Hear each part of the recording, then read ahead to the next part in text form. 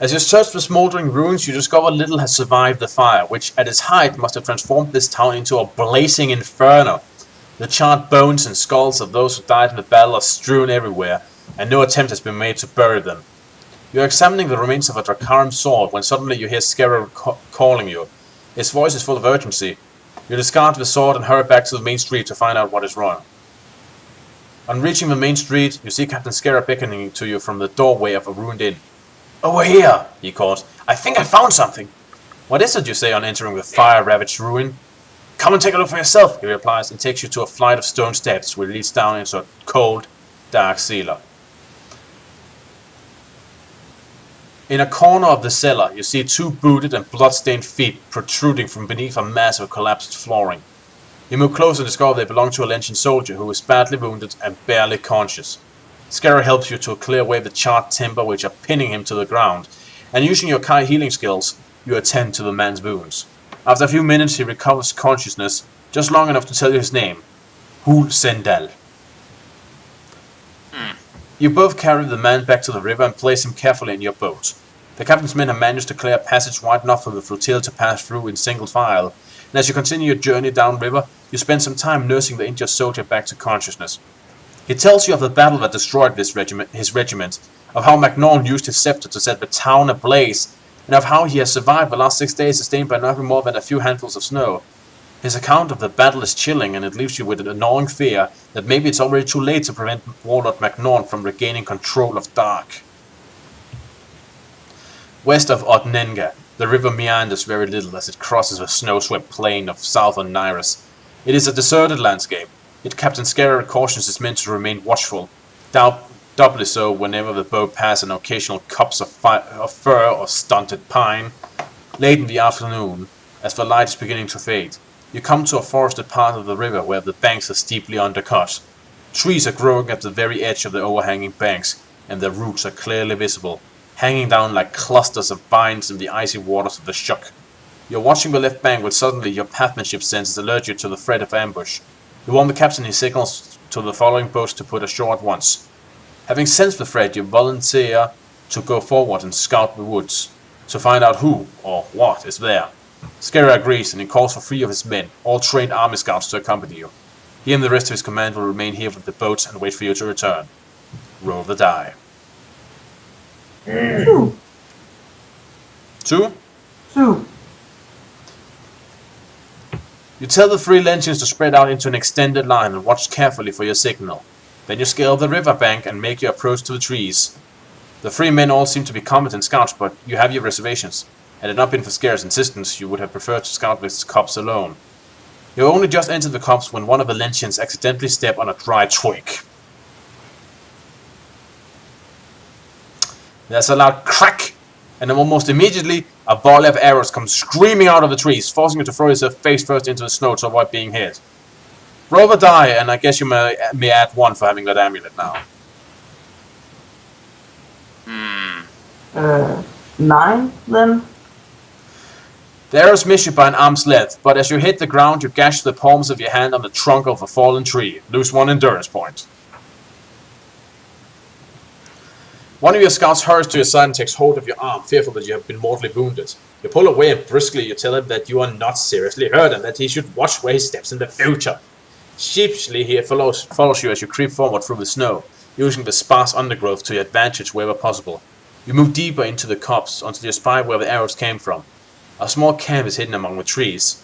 It comprises 4 white canvas tents, attended by a dozen lean and hungry-looking human soldiers armed with longbows. A furled battle flag stands propped against one of the tents, and you ask your scout if he recognizes its checkered black and white design. "They are Leaguelanders of Ilion," he whispers. "I know their flag well. They are good mercenaries, these men, loyal to the king. We fought alongside them at Hokidas."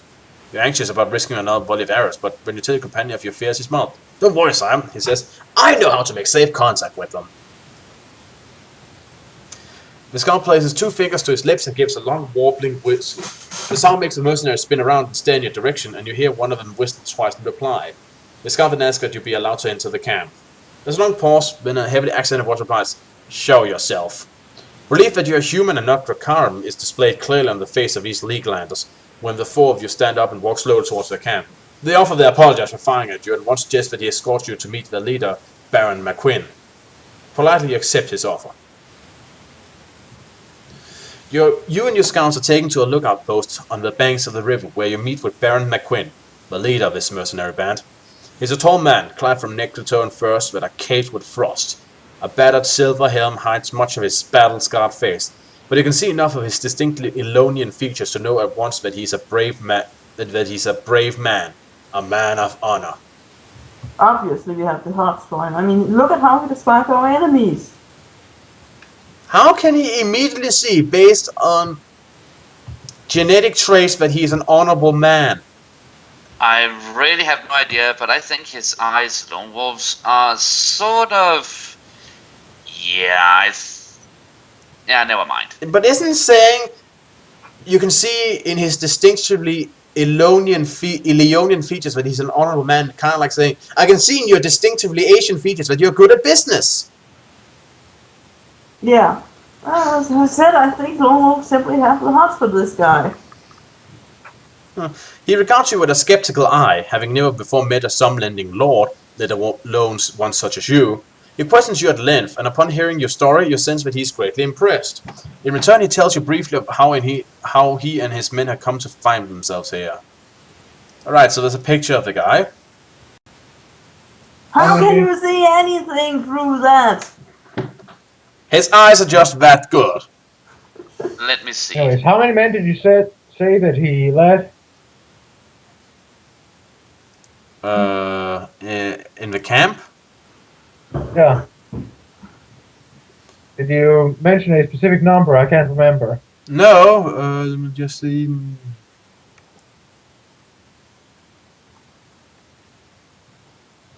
It says there's a dozen of them. A dozen mercenaries. Okay.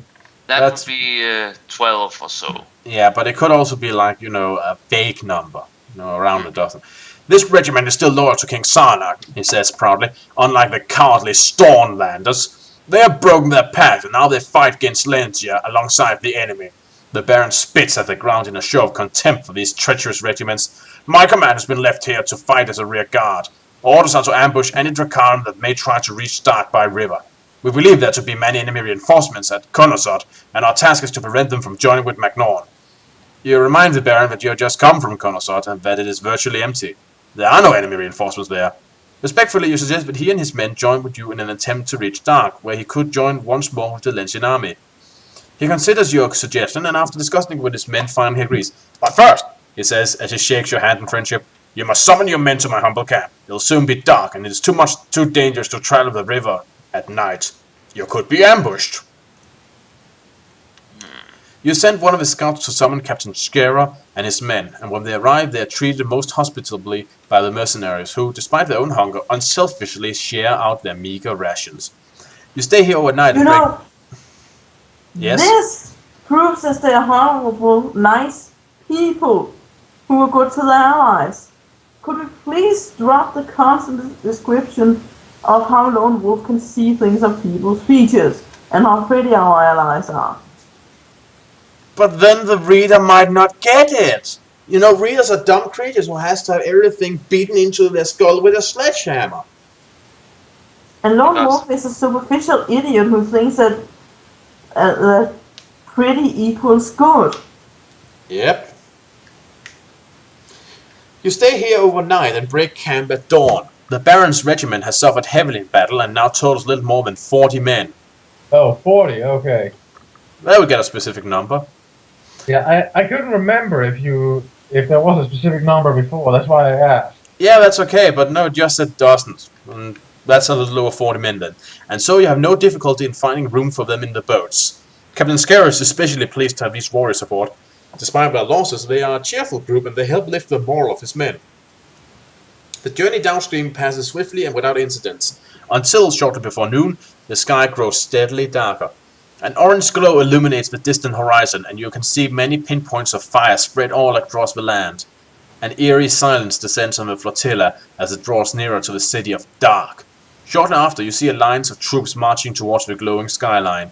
Then you witness isolated action taking place in the surrounding fields as groups of Lentian knights, cut off during their retreat, fight desperately hand-to-hand battles with Drakaram cavalry. Some Drakaram horse scouts have reached the riverbank, and as you pass them, they open fire at you with their bows. But the swift current soon carries the flotilla away, and there are few casualties.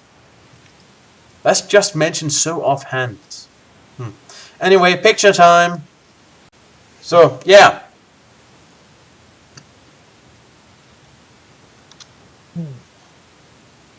Oh, hello there, Mr. Crow. It's Russell Crowe! What are you doing in this story? I really don't know, but I think it's looking forward to a feast. It is an hour past noon when you first see the forbidding city of Dark. A great battle is raging around its mighty walls and bastions, and the noise and stench of this fierce conflict comes gusting towards you on the chill winter wind. The river current is getting stronger as it approaches the sea, and so you signal to the other boats to row from the bank. You put ashore on the right bank, and both Captain Skera and Baron McQuinn had their men take up defensive positions here. There's a road close by, running parallel to the river, and beyond it lies a snowy expanse of open plain in which many regiments of Drakaram and some Giaks are marching towards the city. You're observing the distant battle when a large black carrion crow lands on a nearby log and stares at you with a cold, beady eye. The bird suddenly takes fright and flies away, cawing long and loudly as hurriedly it disappears towards the northern horizon. Well, that's an ill omen if ever there was one. Baron McQueen and Captain Skera are anxious to move their men away from the river bank. Their military training has taught them to avoid placing their troops with their backs to an impassable body of water, for if the enemy were to attack, there would be no way to escape. You understand their concern, and using your ability to magnify your vision, you scan the landscape in search of a more advantageous position. A mile away to the northwest, you can see a tiny hamlet. It appears to be deserted, and you suggest to the two officers that they move their men there. Briefly, they discuss your suggestion, and both agree that it would be a safer option. The order to move is passed along the ranks, and the men prepare to leave their boats and go forward. You take the lead together with the Baron and the Captain, but you have barely covered a quarter of the distance to the hamlet, when your trackers has warned you that a threat is approaching from the north. Do you wish to return to the river, or hurry towards the hamlet? Hurry towards the hamlet. Yeah. Agreed. The order goes on to advance quickly towards the distant hamlet, but you have covered barely a quarter of a mile when you see enemy horsemen fast approaching from the north. Mindful of the danger of being caught out here in the open, Baron McQuinn orders his mercenaries to form into a square in readiness to repel a cavalry attack. Captain Skera issues the same order to his men, and together they create a square that is bristling with spears. The cavalry thunders towards you, undaunted by the sight of this porcupine-like defense. The first wave of Drakaram cavalry slams against the square and is repulsed with heavy losses. Then a second line hits home, and it too fails to break through. The wounded are dragged to the center of the square, and the ranks are close in readiness to face the next charge. Twice the Drakaram have been repulsed, but they are determined enemy, and they are getting ready to attack again. This time the charge is led by armored Saganosot on warhorse that are sheathed with plates of bronze. Their armor and the sheer weight of their attack smashes a corner of the square, and in a terrible moment of carnage and chaos, several enemy horsemen break into the middle of the square and trample the helpless wounded. Picture time! Damn.